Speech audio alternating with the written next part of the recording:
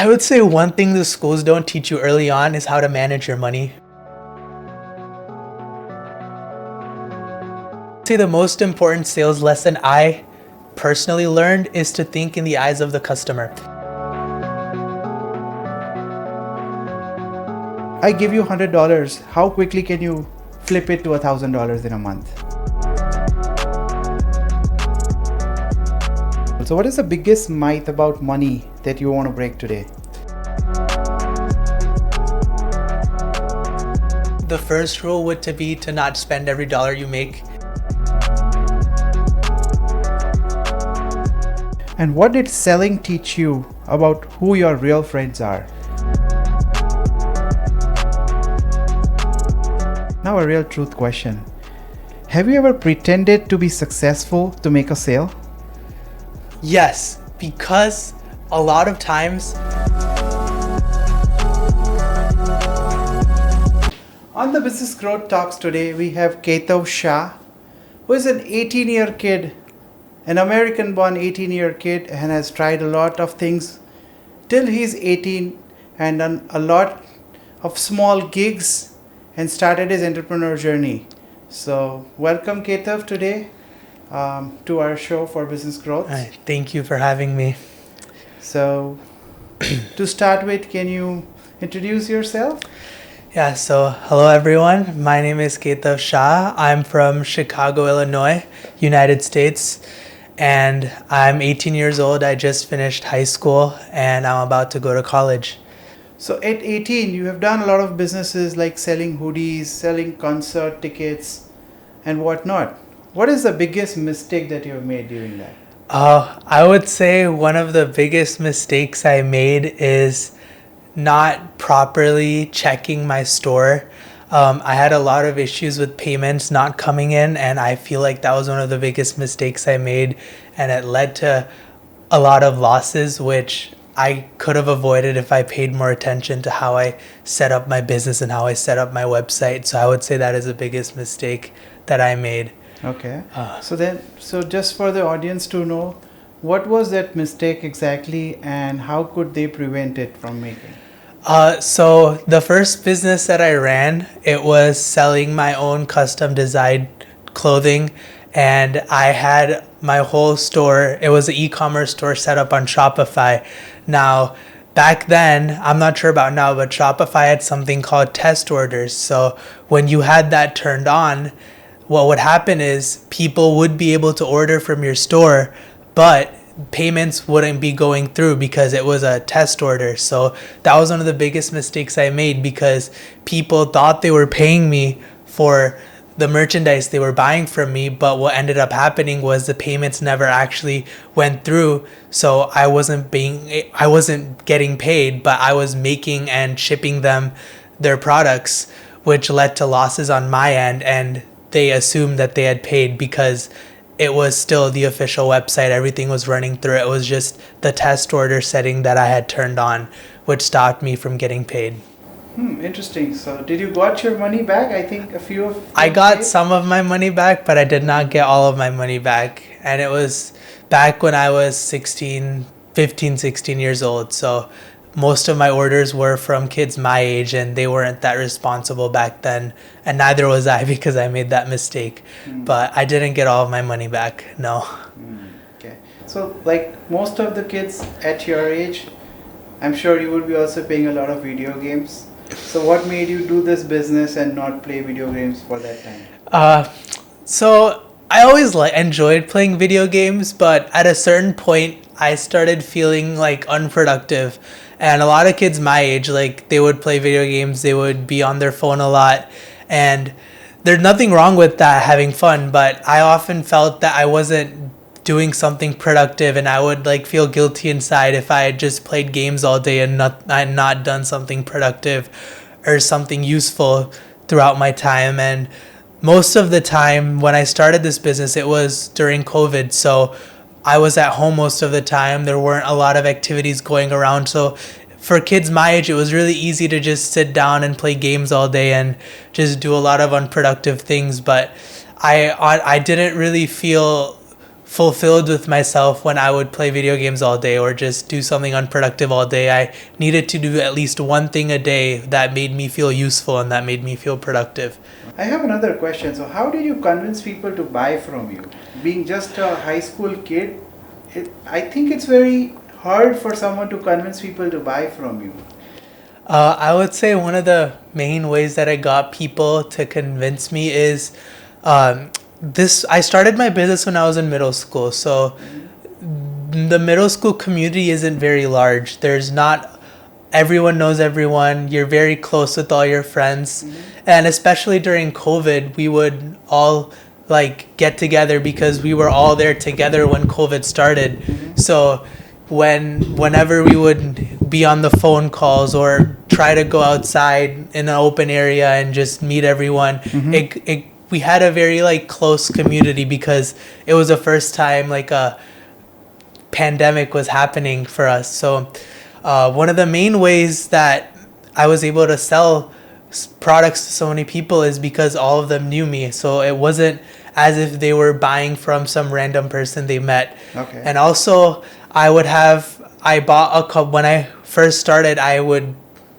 test out a new design. So I would have 3 or 4 hoodies at home that are just test designs to see if they are good enough to sell. And I would have my friends wear them at school, which would it was in a way free advertising. And everyone would be able to see the different designs, and if they liked them, they would come to me and they would buy them. So one of the main benefits of being in that tight-knit community is that there's trust within each other, and it's very easy to convince someone to buy something from you. So nice lesson to learn, right? So you can easily sell to someone whom they trust. So Yeah. they should trust you for you to sell something. Yeah. Is that right? Yeah. Awesome. What is that one thing about money that schools don't teach you that you want the teenagers to know? I would say one thing the schools don't teach you early on is how to manage your money, because growing up in America, there's a lot of spoiled children. Most of the parents there work full time, so they don't have much time to explain things to their kids. Especially students that were my age, around 15, 16 years old, and even earlier when I started, a lot of the kids, the only education they get is from school. It's not like India where kids go to tuition classes after school. All of the education, all of the learning happens at school. So nowhere in my, like especially like 6th, 7th, 8th grade, even like early on 9th and 10th grade, I didn't have much idea about financial like knowledge. Like most of the kids my age didn't know financial literacy on how to save money or how to invest money, for example. And a lot of them, like if they go out to eat with their friends or whatever, they'll spend whatever money, like they won't really have that concept of saving money, which I think is extremely important, especially when you're young, to learn, because those habits stick with you until you get older and older. And if you don't have that concept of saving and investing when you get older and you make serious money and you have to support yourself, those mistakes can be fatal and they can push back your financial growth a lot, especially when you're in your 20s. So how do you manage your money? Like what do you actually do to manage the money? So the way I manage money is I tend not to spend as much as I make, and whenever I spend money, I instantly start thinking of different ways where I can make that money back. I sometimes get like a guilty feeling when you spend money over something, so I always think of like different ways that I can make that money back, so I'm back at where I started. And I also plan on getting into investing really soon, since I just turned 18. So now that there's different kinds of like investing you can do. So there's crypto, but that's very volatile. You never know what can happen. But like the safe ways, like investing in the S&P 500 or just mutual and index funds, just simple ways of just putting a little bit every month. So when you retire, like at like 60, 65, you have like a vast amount of wealth built for you to live on for the rest of your life. So coming this out from an 18-year-old is really surprising. Most people on this world today doesn't know how to make money without actually working for it, especially when you invest into S&Ps or you invest into mutual or anything like that. The money works for you and Yeah. you don't have to work for it. So fantastic. So you're starting your college undergrad soon. So what are you looking for? Do you think that the college will teach you entrepreneurship? I personally feel like entrepreneurship can only be learned after you do something of your own. Entrepreneurship is something that you have to experience by working on a product or a service by yourself. Entrepreneurship isn't something that can be learned by like reading textbooks or doing research online. And like research is a key aspect of entrepreneurship, but research should only be used to help you promote your product or sell your product or your service. So I honestly feel like entrepreneurship is that one field where you have to do it in person to personally understand entrepreneurship and to fully do it, because unlike other subjects, you can't just study or read books about entrepreneurship. You have to sell a product, you have to sell a service, you have to do the work yourself in order to fully become an entrepreneur. Right, so a business has a lot of different functions and it starts with marketing and then sales, where most of the people fail. There was a study somewhere I heard that 80% of the salespeople are not able to meet the targets, and that's why they keep on changing their jobs. They're not able to satisfy the business owner with the sales that the business owner is targeting to get completed, and that's why either they lose hope and change their fields, or they keep on changing the companies.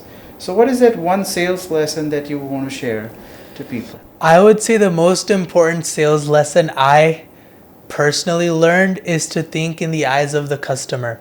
Because a lot of the times, especially when you're selling your own product or your own service, most of the times you're always going to assume that your product is better than the other products or your service is better than the other services. But when you think in the eyes of the customer, your whole perspective changes, right? Because in the eyes of the customer, there's so many products they can choose from, so many different services they can choose from. But what is that one thing about your product or your service that would make the customer want to choose your product?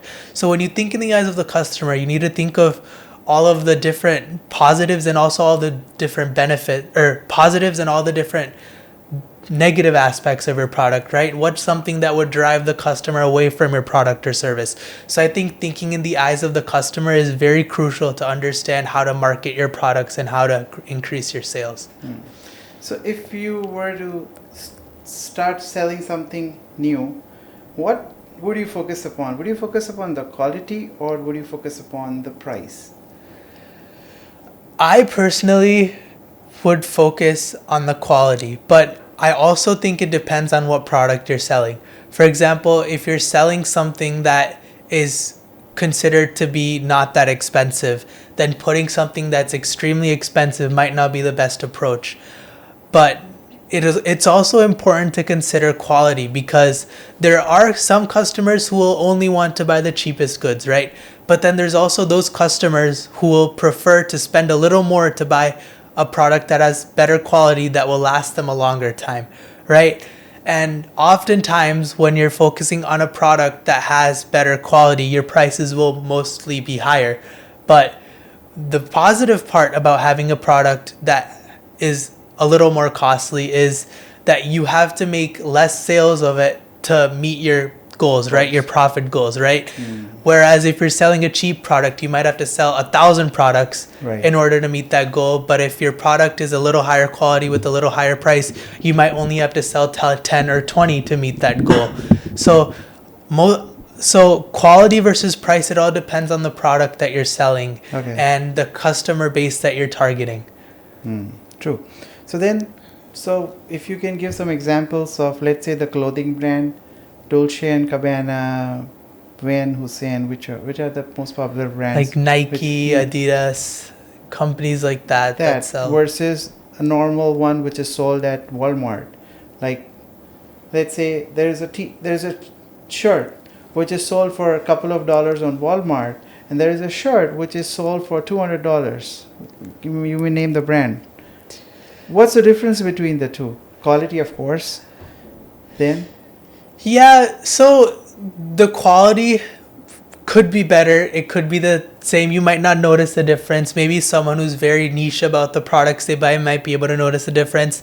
But then I also think a big factor that goes into clothing is the status, right? A lot of the people only like to wear high-end products or high-end clothes so they can appear to have that certain status. And for people who want to uphold that status, it might make sense for them to spend 5-10 times more on a product if it gets them that status that they require.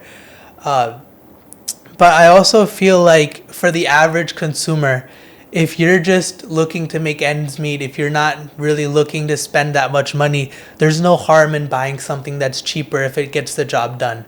True. Right? But then there's another thought that just popped in, and there's a lot of people who follow that. Like, for example, Mark Zuckerberg, who is the CEO of Facebook, he wears the same t-shirt every time so that he doesn't have to spend time on thinking what he should be wearing.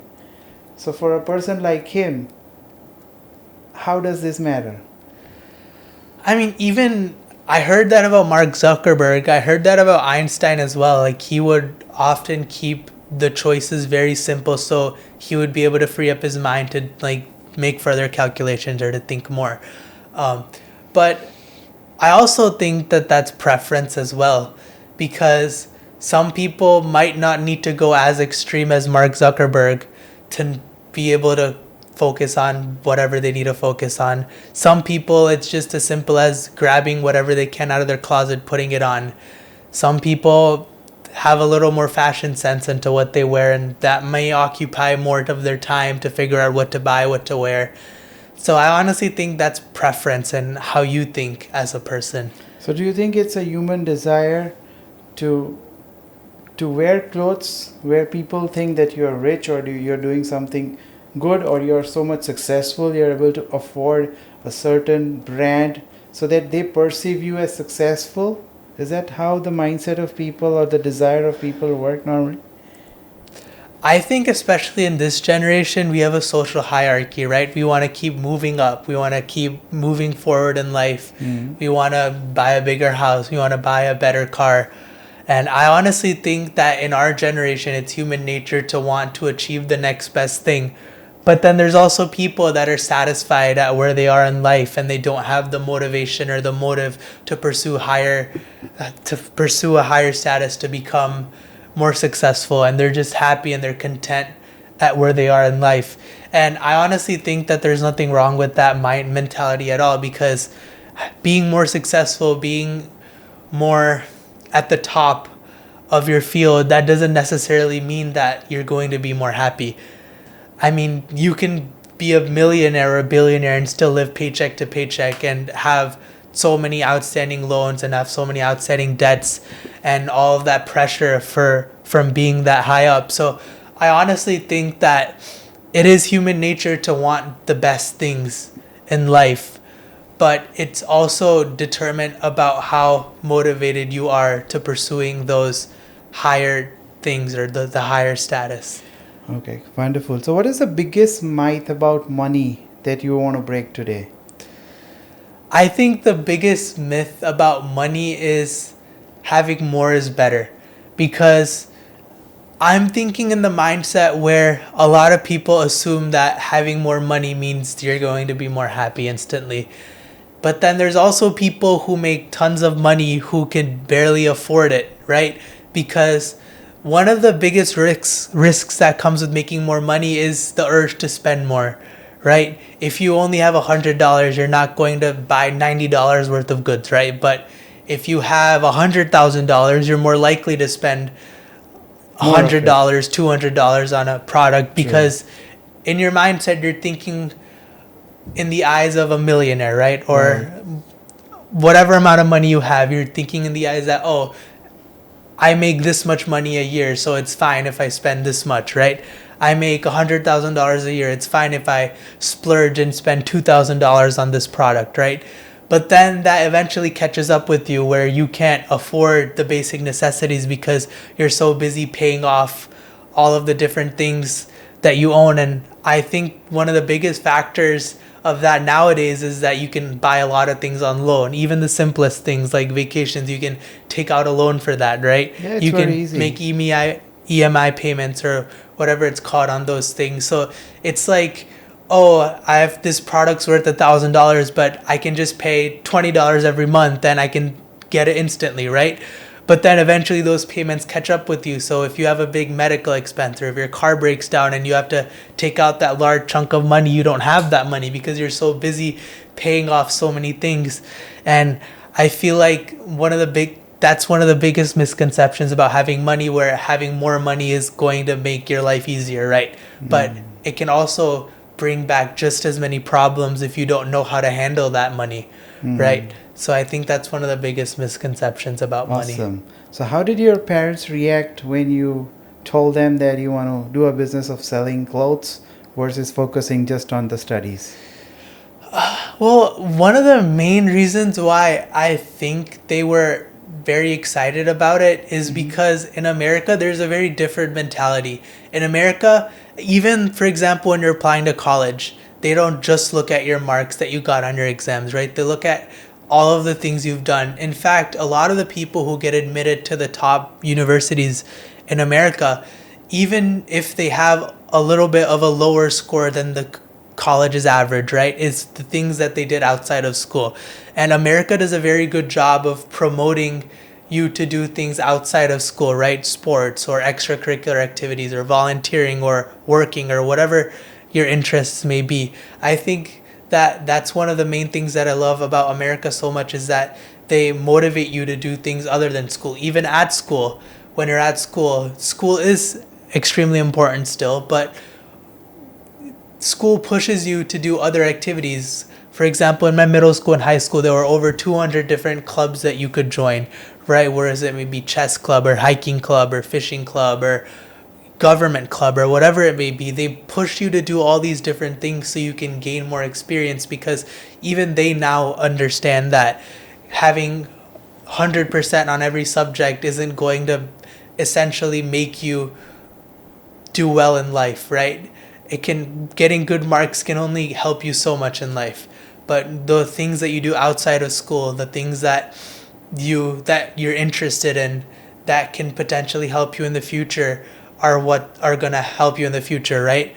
Like the experience that you get outside of school is what the real world is going to be like. So I think my parents were very glad that I wanted to do something unique and to do something that most kids my age weren't doing, because at the borderline, it's the product selling business, right? So that experience was going to help me in the real world, whether I sell clothes in the real world or if I sell computers or whatever I sell in the real world. The concept is the same.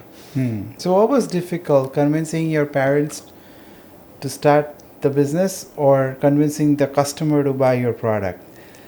I think convincing the customer to buy my product was one of the biggest hurdles, because especially in America, people are more likely to buy what other people wear.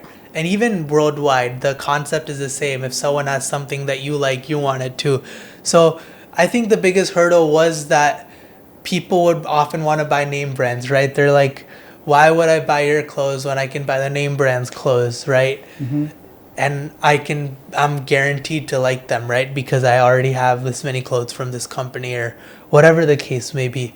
So I think that was one of the biggest hurdles. And I think the best way I was able to overcome those hurdles was, one, by quality, by showing that my products are comfortable to wear. The quality is just as good, if not better. And the second way was by having competitive pricing, right?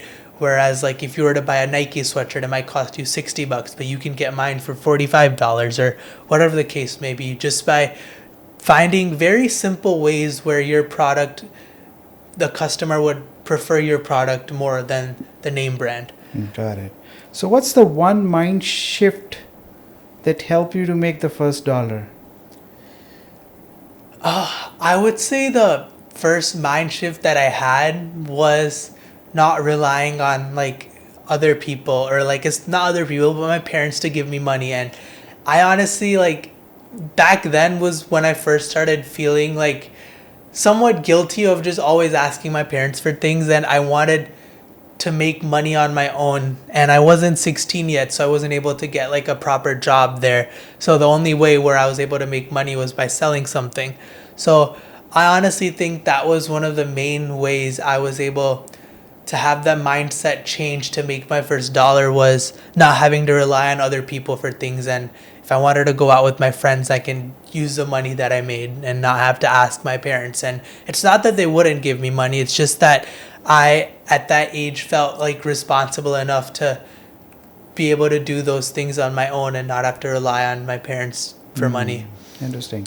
So give us three different rules that you want people who are not yet 20 to implement to make money. What are the three rules that people need, that kids need to keep in mind before they turn 20? Um, I would say the first rule would to be to not spend every dollar you make. Mm-hmm. I know a lot of kids who, when they get their paycheck from their work, it's gone within the day or the week, and then they have to wait until the next paycheck to buy something or whatever the case may be. So I think that would be one of the main things, not to spend every dollar you make. And then I would say the second most important rule is to enjoy your childhood, because it's nice to make money, it's nice to work, but you also don't want to overwork or to over study and miss out on those experiences when you're young and when you have less responsibilities, because you have your whole life to work, you have your whole life to study. It's important to study and to do whatever makes you happy, but then at the same time it's also important to not miss out on those experiences that you'll only have when you're kids, or being with your friends or being with your family, and just enjoying your childhood. And then the third most important rule I would say is to just be kind to everyone. And it might not seem that big, especially when you're young, because you're like, oh, I mean, I'm not always going to be around this person, right? Mm-hmm. But when you learn to just be kind to everyone, to say hello if you see someone you know, just all of those simple habits become a bigger part of you, especially when you're older, because those habits carry on to when you're older. Mm-hmm. And just being able to be nice to people is going to give you so many benefits, and you'll never know why. Like, if you help someone, they might help you back in a way when you really need it. For example, I would say one of the main ways I was able to receive the benefit of just being nice to everyone is, if you ever need a favor from someone, they'll give you the favor. If you don't talk to them, if you're not nice to them, you're not going to be able to use them for favors. And not that you want to use people, but just the simple mentality of being nice to everyone you're around, being nice to everyone you meet, goes a long way in life. Mm-hmm. Superb. That's a fantastic wisdom thought at this age. So, what's a side hustle that any teenager can start today without any capital or without any kind of money? There's a lot of different side hustles people my age do. I would say that one of the easiest ways where you can start making money without putting in much initial investment is just by like small service things, where it might be like, if you're in America, like walking your neighbor's dog, or by mowing lawns, or just simple, very simple side hustles or services you can do where you can make like a couple $100s a week. Because when you're a kid, that's more than enough, right? You're not going to be spending more than that. But just being out and getting that experience, or especially talking to people, like convincing them to buy your things, those are very crucial life skills that will go a long way in whatever field you're in. So I just think very simple service tasks are easy enough that any teenager can do. And I'm sure a lot of them do those as well. Wonderful. So, can you share, what did selling of concert tickets make you learn about convincing and negotiating with people?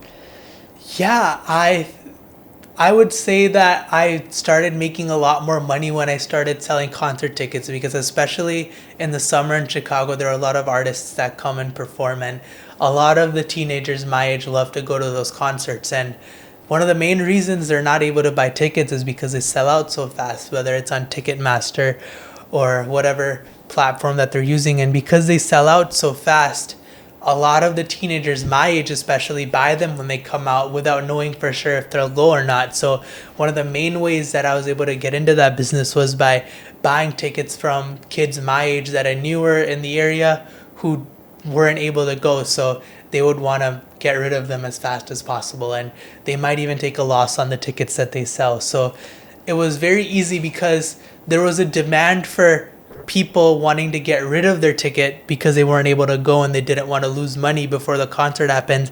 And then there was a separate demand for people who wanted the tickets because they weren't able to get them and they're sold out everywhere. Mm-hmm. So you were able to turn a nice profit on the two because there's demand both ways, to sell it and to buy it. Mm-hmm. And a lot of the people, they aren't very interested in going out of their way to find those people who want to sell their tickets. So they respond to ads, whether you post on like Instagram or Snapchat or wherever you post. They just respond to those and they come to you for tickets, and you're able to get your customers that way. Wonderful. Any mistake that you would have made during selling the concert tickets which you would want the world to know so that they can prevent that same mistake happening? I think one of the biggest mistakes you can make when selling concert tickets is making sure that they're real.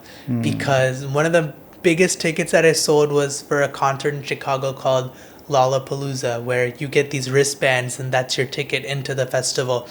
But especially in Chicago, a lot of people make fake wristbands and they sell them to people who are looking to go, and those wristbands are fake. So when you try to go in with them, they don't let you in because those wristbands have a little ID tag inside of them that they scan, and if it's fake, it's not going to have that tag.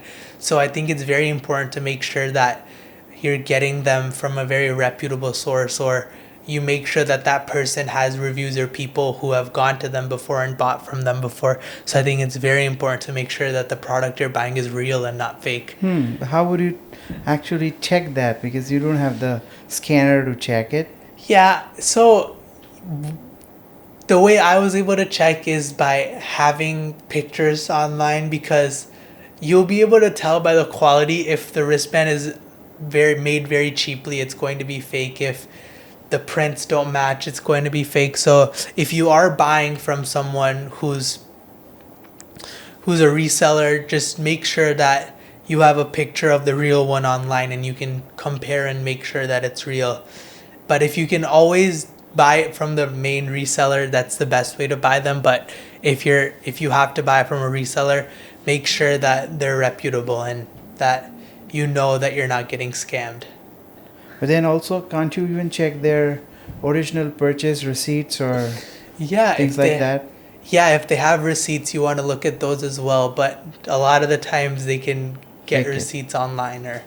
So it's very important to be cautious about what you're buying and that you don't overpay for something that you don't know if it's real or not.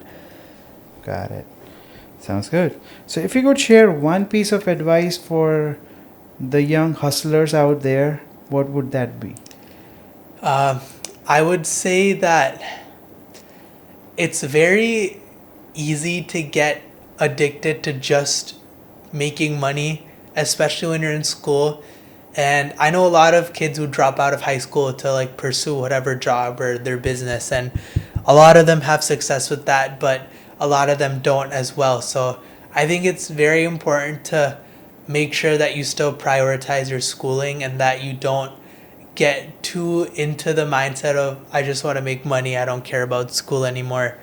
And just to make sure that you at least finish high school. And then after high school, you can do whatever you want. But just make sure you get that first proper schooling. Awesome. So where do you see yourself at 21? A student or a CEO or both? So usually by 21 is when most people graduate college. So I want to at least finish 4 years. And in those 4 years, if I start a startup with people in college or whatever the case may be, I want to make sure that I at least finish those 4 years so I have that baseline degree that I can rely on if a business doesn't go the way I want after college or whatever the case may be. It's very nice to have a backup plan at all times. Because I've heard a lot of stories whereby most of the successful startups were created while they were in school. Yeah. And then they didn't finish their schools. Yeah. And they eventually are hiring the top rankers, so to say, people who are scoring a lot in their companies as employees. Yeah, especially Bill Gates and like Mark Zuckerberg, for example. Like they both didn't finish college, but I also feel that there's a certain like point of realization where it's obvious that you don't, sometimes it's very clear where if you're extremely successful in college and you're making a lot of money and you have money like saved away, it makes sense to pursue it full time. Where if school is the only thing that's stopping you from making more money, and that money is going to be more than you'll make with that degree that you're pursuing at that school.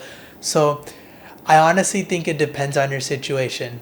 Whereas if it's just like if you just leave college to pursue an interest without any hard proof that you're going to succeed or like any solid foundation, I don't think that's very wise to quit college over something that you don't have any experience in and you're just pursuing it for the sake of pursuing.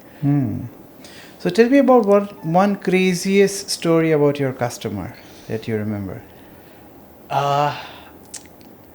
I guess one of the funniest stories would be like two very close friends, and one of the friends wanted to sell their ticket and the other one wanted to buy the ticket, but they both didn't know that the other one was selling and the other one was buying. So I was able to buy it from one friend and then flip it for double profit and sell it to the next friend. So I thought that was the funniest story I had.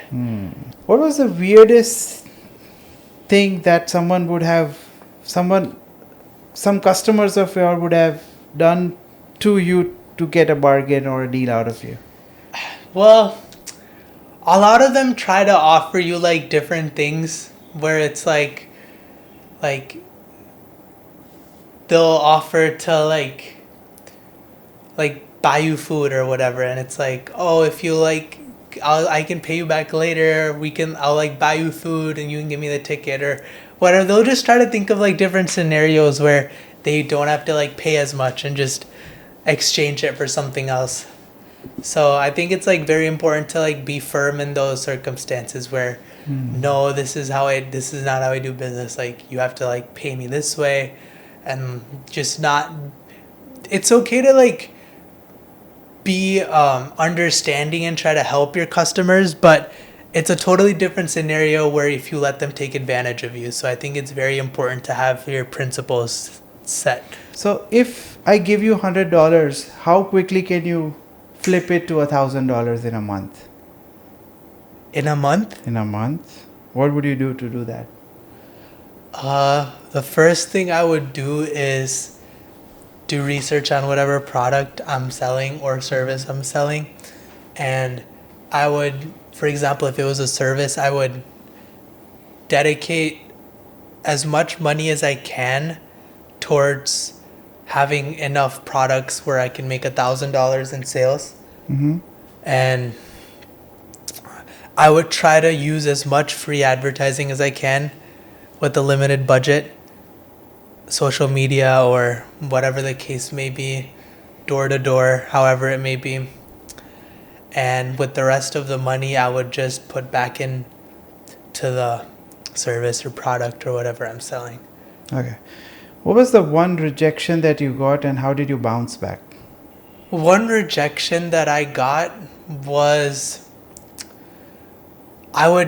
when I first started selling tickets, there would be a lot of people who would have a lot of doubt, whereas, oh, I don't know if they're real or if I'm going to get scammed. And one of the best ways I was able to do that is whenever I would sell a product, I would take snapshots of the conversation and use them as reviews to show that my products were legit and they were proper and there was no issues with them. And I would also have some customers who would write reviews, and that would be a very good way to take that rejection and to show them that, oh, there's nothing wrong with this product, or you can buy it from me. And that was one way I was able to flip a rejection. Name one thing that your older self will thank you while you're 18. Like, name one thing that you would do right now such that your older self will thank you that you did this while you were 18. I would say investing, because the biggest factor that goes into investing is compound interest where your money grows over time. And when you're investing at 18, especially, if you invest from, for example, like 18 to 30, you're going to get a lot more money compounded from that interest than you would if you started at 30 and invested to 60, right? So the younger you start, the better. And I think that's one thing my older self will thank me for doing. And what did selling teach you about who your real friends are? So I would say the biggest thing that I learned is if you have real friends, they will try as much as they can to support your business. They're not going to ask for free merchandise. They're not going to ask for discounts on everything, right? But fake friends will be like, oh, here, give it to me for free. We're friends, right? Whatever the case may be. A real friend or a real family member or anyone who's close to you will support you by supporting your business and not by taking advantage of you. And I think that's one of the most important lessons people need to learn in life is by being able to recognize who's real and who's fake. So, what was your trick to sell something which everyone else was also selling? How were you able to differentiate yourself? So one of the ways I was able to differentiate myself is by doing delivery. So there would be a lot of people who would post if they're selling a ticket, or for example.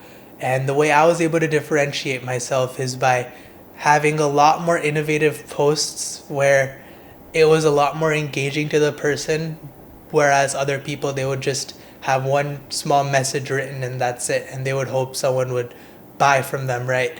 But the way I was able to do it is by differentiating my posts and by also delivering my products to the customers by myself in a car, whereas the other people, they would have them come to them or by meet somewhere, whatever the case may be. So I think doing as much as you can for the customer is one of the main ways I was able to differentiate myself. Wonderful. Do you think that teenagers today have an easier or a harder way to make money than your parents did? I think personally, it goes both ways. I think we have it easier in our generation where we have so many resources available to us that our parents did it, like the internet or YouTube videos, especially online.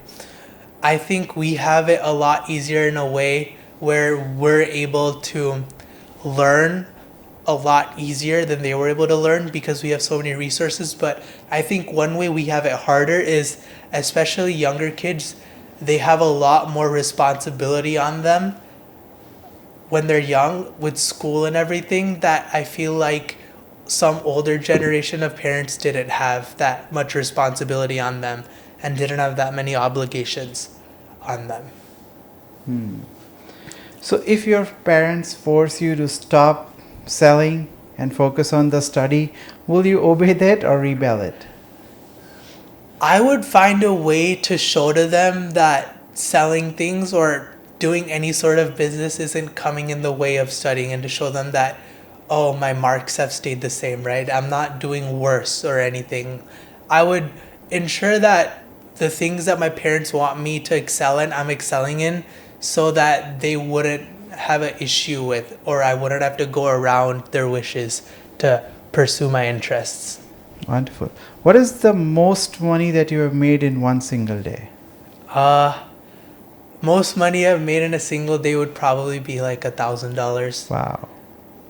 Yeah. And what did you do with it?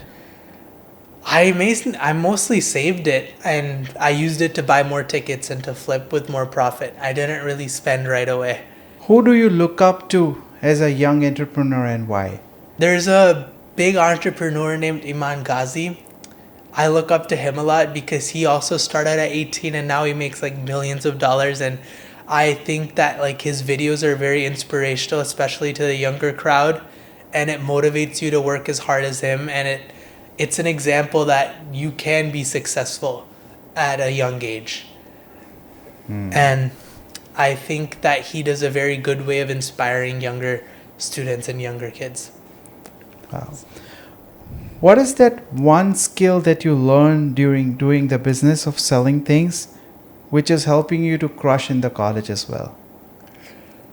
One thing, it would be not giving up, because especially when you're doing a business, it's very easy to give up if you don't do well in a certain month, or if you don't meet your goals.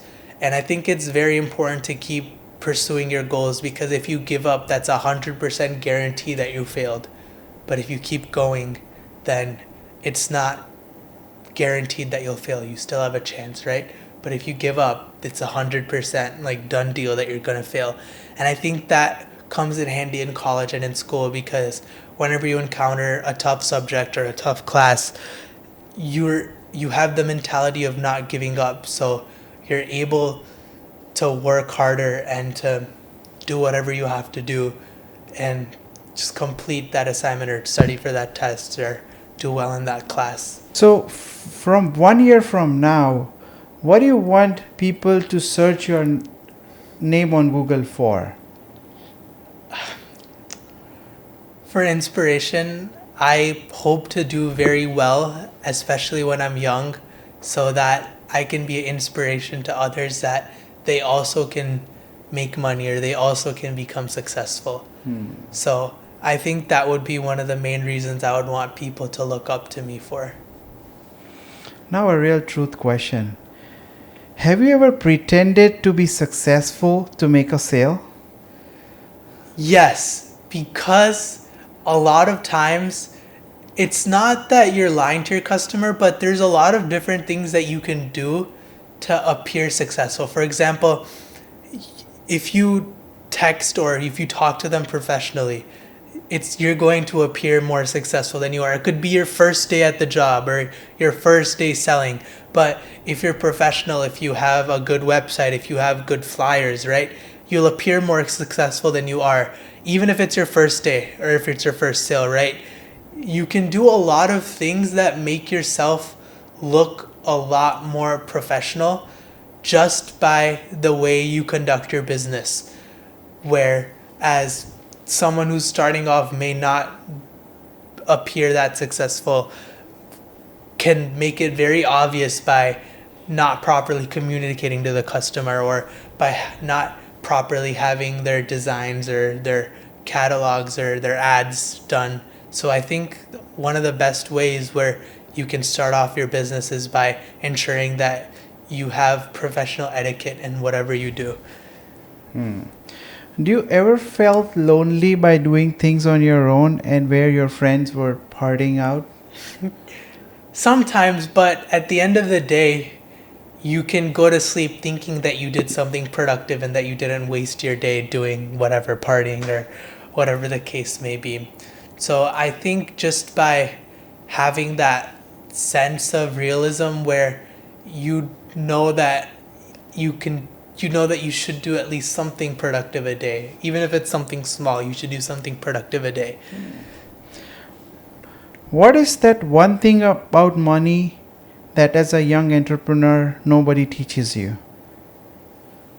I would say one thing about money is how to handle it, right? I think especially when you're young, you might want to just put all your profits into buying something or put all your profits into buying supplies for your next sale, right? I think it's very important to learn how to budget the profits that you make so that you can set yourself up to make more money in the future and also save money in case of an emergency.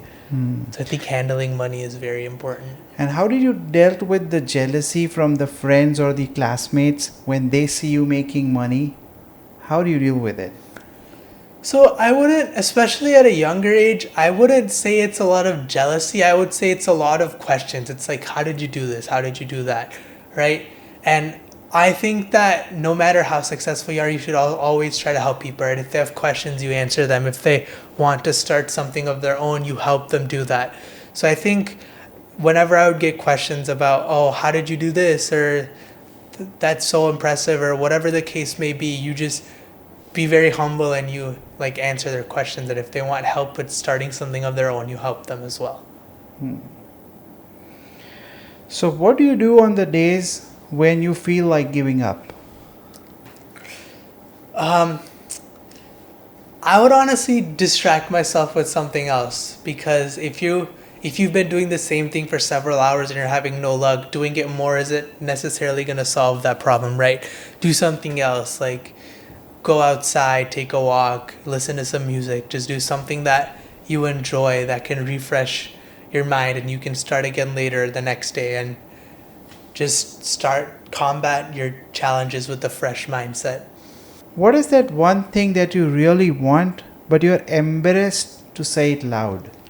I'm a big like music lover, so I really like to listen to a lot of music. So I would say like buying like better speakers or something like that. I don't know. Some people say it would be a waste of money or whatever, but I honestly like really enjoy like spending money on like upgrading your things around your house and just like upgrading like whatever like you're usually like working with, right? Just buying the next best thing would be something that I'm embarrassed about because a lot of people would say it's like wasting money. What is the hardest conversation about money that you had with your parents? Um, I would say it was probably whenever I would lose money, it would be like just like understanding like that you made a mistake and it would be just thinking of ways where you can make that money back.